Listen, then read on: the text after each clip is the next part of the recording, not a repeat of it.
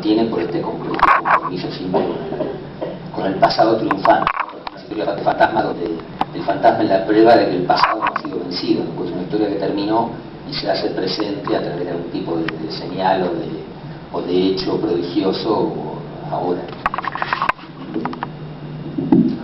Retomando, habíamos empezado la conversación vos mencionando grandes obras italianas importantes para nuestra cultura, para nuestra literatura.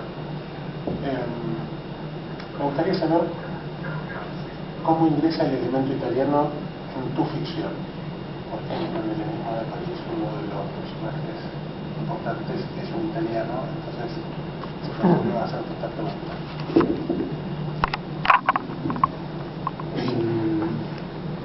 Bueno, un libro que me marcó mucho fue El desierto de los tártaros. Me acuerdo cuando apareció una nueva edición, habrá aparecido, yo estaba en el colegio secundario en el año 79 o 80, en ese año apareció una película hecha en base a ese libro, una película dirigida por Valerio Zurlini, un director italiano, pero era el protagonista, digamos, que un actor francés, Jacques Perrin, el que había pensado en ese proyecto y lo había llevado a cabo, un poco acá como ocurrió con Gatica de Leonardo Fabio, donde es el actor el que de alguna manera se pone al hombro de la película y quiere llevarla a cabo. Así ocurrió con El desierto de los tártaros. Eso hizo que despertara renaciera el interés en la obra de Dino Buzzati. Yo me convertí en un fanático, entonces tengo libros de ilustraciones de Dino Buzzati, tengo libros rarísimos, historietas hechas por él, porque él también pintaba y dibujaba unas historietas rarísimas, pero bueno, historietas al fin. Así que digamos, ese es uno de los autores. Y otro autor que para mí, no sé si decir influencia, pero que para mí que ocupó un lugar fundamental es Giuseppe Ungaretti, poeta. Lo que hago no tiene nada que ver con la poesía y menos con la poesía hermética de Giuseppe Ungaretti, pero era un poeta que yo descubrí a los 13 años y me resultó fascinante y bueno, seguí leyendo siempre, ¿no? Es uno de los autores que más leo. Y después Calvino, ¿no? Calvino es un autor que yo tengo siempre presente cuando escribo, porque Calvino, para mí, las ideas de Calvino, digamos, de alguna manera, su exaltación del artificio, ¿no? Están muy en sintonía con las ideas de Borges, ¿no?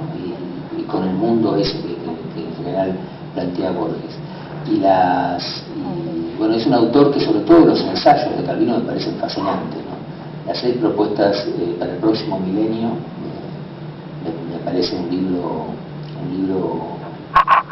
increíble, ¿no? Esas 6 conferencias que iba a dar y se murió antes de dar la última, así que en realidad el libro dice, se llama 6 propuestas para el próximo milenio, pero en realidad son 5, ¿no? La última, porque le da al libro también una melancolía especial.